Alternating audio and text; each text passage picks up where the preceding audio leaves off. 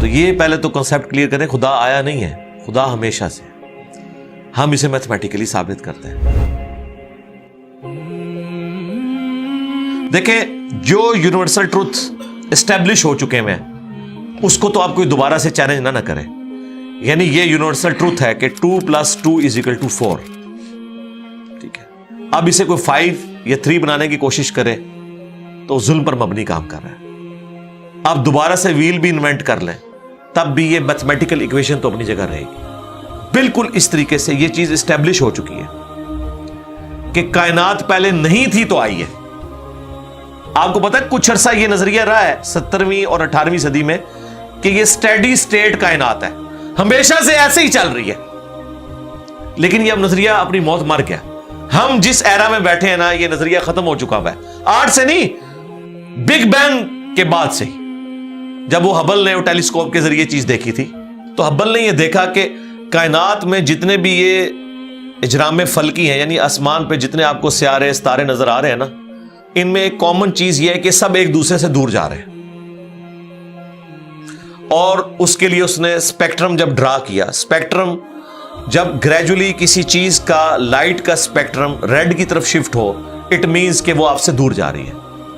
تو یہ چیز لاجیکل تھی کہ جب یہ دور جا رہی ہے تو اس کو ٹائم میں ریورس کیا جائے تو کسی ایک جگہ سے شروع ہوئی ہوگی.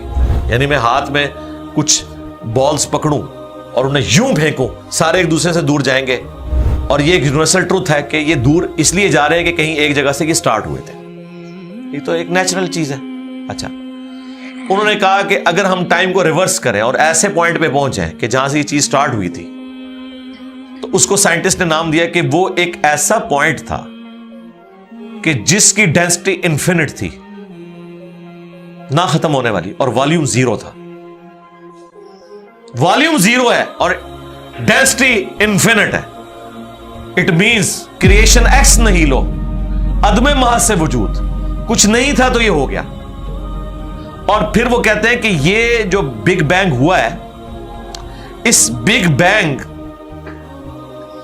کے بعد اگر 1 سیکنڈ کے ٹریلین حصے کے اندر بھی ذرا سی ڈسٹربنس آتی تو یہ کائنات وجود میں نہیں آ سکتی تھی. اور یہ تو صرف وجود میں آنے کی بات ہے.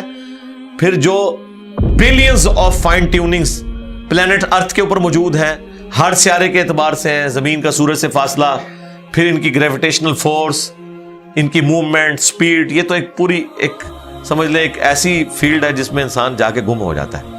ان ساری چیزوں کو کنسیڈر کر کے اسٹیڈی اسٹیٹ کائنات کی تھیوری تو ہوگی ختم اور بگ بینگ ہوگی اسٹیبلش.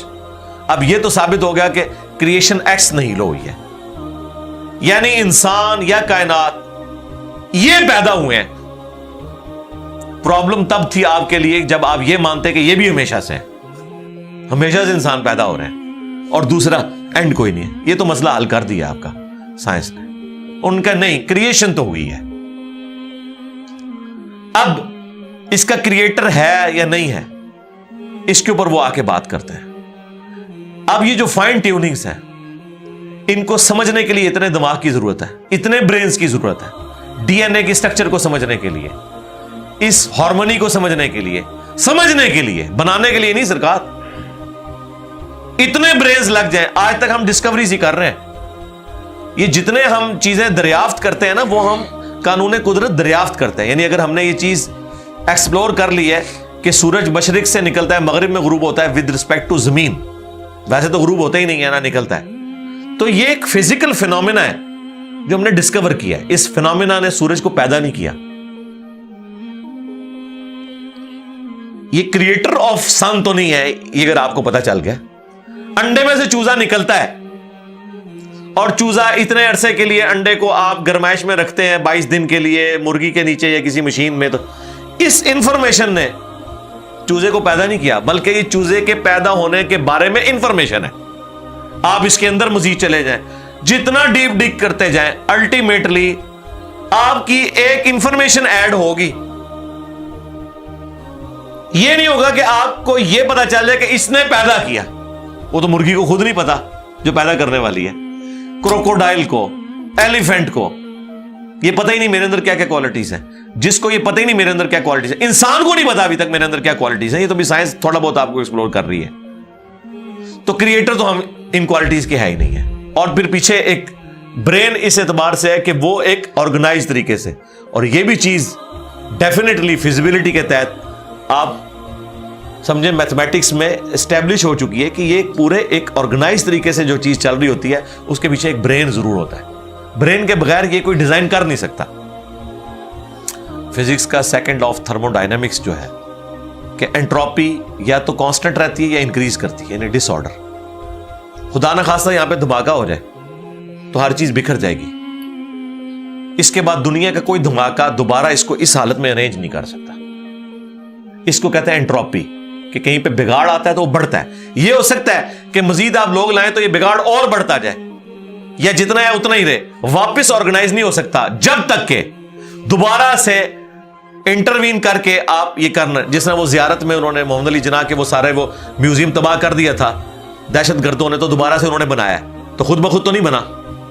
دھماکے کے بعد تو سب کچھ خود بخود پھیل گیا تھا, لیکن دوبارہ اس جگہ پہ لانے کے لیے آپ کو بجٹ لگا ہے, برین لگا ہے, ایفرٹ پٹ کی ہیں, پھر جا کے وہ آرگنائز ہوا ہے.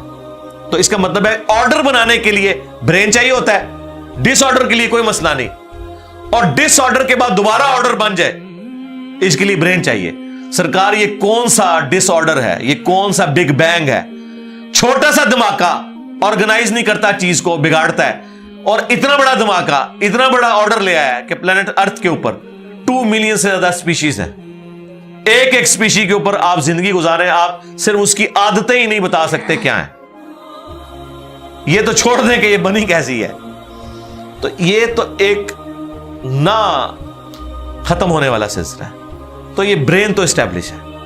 اب اگلا سٹیپ یہ ہے کہ یہ جو برین ہے, وہ رچرڈ ڈاکنز بھی کہتا ہے نا دا گاڈ ڈیلوژن میں, جب فریڈ ہائل کا جملہ اسے کوٹ کیا گیا نا, فریڈ ہائل ایک بہت بڑا سمجھے فلاسفر بھی تھا, سائنٹسٹ بھی تھا. اس نے کہا تھا کہ انسان کا بن جانا خود بخود یہ اسی طرح کا فینومینا ہے, یہ اس سے بڑھ کر کمپلیکس فینومینا ہے کہ کوئی شخص یہ کلیم کرے کہ کوئی ہوائی جھکڑ ٹورنیڈو چلا اور اس نے کوڑے کباڑ کے ڈھیر سے مٹیریل اٹھایا اور ایک بوئنگ 747 تیار کر دیا. یہ دنیا کا کوئی پاگل بیوقوف آدمی بھی یہ بات نہیں مانے گا. اس کو چھوڑ دے, ایک بال پوائنٹ بننے کو کوئی نہیں مانے گا. تو اس نے کہا اس سے کمپلیکس چیز انسان ہے, اس کو تم یہ مانے ہوئے کہ خود بخود بن گئی ہے بغیر کسی برین کے. اچھا, تو اس کا جواب آپ کو پتا ہے رچرڈ ڈاکنز نے کیا دیا؟ اس نے ایک چیپٹر بنایا, اس کی ہیڈنگ رکھی دا الٹیمیٹ بوئنگ 747. اس نے کہا پھر سب سے بڑا بوئنگ 747 تو گاڈ ہے. آپ یہ کہہ رہے ہو کہ انسان اتنا کمپلیکس ہے کہ خود بن نہیں سکتا کسی کے بنائے بغیر, تو جو اس کو بنانے والا ہے وہ تو اس سے زیادہ کمپلیکس ہے, وہ تو الٹیمیٹ بوئنگ 747 ہے. اگر اتنا مشکل انسان ڈی این اے اسٹرکچر والا یہ آپ کہتے ہو خود نہیں بنے گا, اس کو کوئی بنائے گا, تو جس نے اسے بنایا ہے وہ تو اس سے زیادہ کمپلیکس چیز ہے, تو اس کا بھی کوئی کریٹر ہونا چاہیے. تو ہم نے کیا کہا تھا, رکو ذرا صبر کرو, for the sake of argument ہم تمہاری بات کے ساتھ ایگری کرتے ہیں, لیکن آگے چل. ہاں, وہ جو کریٹر ہے جس نے ہمارے کریٹر کو بنایا ہوگا تو یقیناً وہ ہمارے کریٹر سے بھی زیادہ کمپلیکس کریٹر ہوگا, تو پھر اس کا بھی کوئی کریٹر ہونا چاہیے. اب تو قیامت تک لگا رہا ہے, یہ ایکویشن کہیں ختم نہیں ہوگی تا وقت کہ کوئی ایک کریٹر ایسا ہو جسے کسی نے نہ بنایا ہو. تو وہی تو ہے لم یلد ولم یولد. سورہ اخلاص میں ہی تو ڈیفینیشن ہے, لم یلد ولم یولد. سرکار یہ آپ کو میتھ سمجھا سکتی ہے, یہ آپ کو فزکس سمجھا سکتی ہے. یہ کتنی بڑی ڈیفینیشن ہے. ہم نے بچپن میں ایسے ہی یاد کر لیا کہ نہ اس کا کوئی باپ ہے نہ کوئی بیٹا. نہ, یہ تو ہم ایک اخلاقی سے ترجمہ کر رہے ہیں نا. تو ایکچوئل ترجمہ ہے کہ نہ وہ خود کسی سے نکلا ہے نہ اس سے کوئی نکلا ہے, وہ ہمیشہ سے ہے. اس لیے بخاری مسلم میں حدیث ہے کہ تمہارے پاس شیطان آتا ہے نا تو کہتا ہے پہاڑوں کو کس نے بنایا؟ تم کہتے ہو اللہ نے. پوچھتا ہے درختوں کو کس نے بنایا؟